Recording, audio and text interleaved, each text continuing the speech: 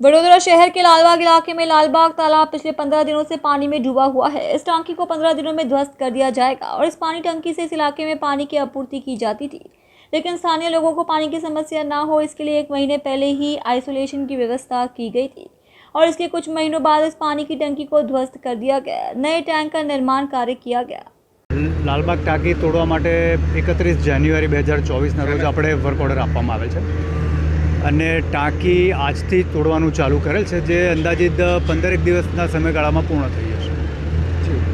અને લાઈનો બધી કટ ઓફ કરી નાખી હતી અને પછી હા, લાઈન કટ ઓફ કરી નાખી। અંદાજિત 1 મહિનાથી તો આપણે લાઈન કટ ઓફ કરી અને એને ડાયવર્ટ કરી નાખી છે, એટલે સંપથી સીધું જ આપણે બુસ્ટિંગ કરી રહ્યા છીએ અને શહેરમાં પાણી આપણે પૂરું પાડી રહ્યા છીએ।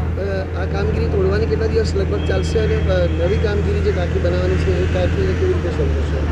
કામગીરી તોડવાની કામગીરી તો 15 દિવસમાં પૂર્ણ થઈ જશે।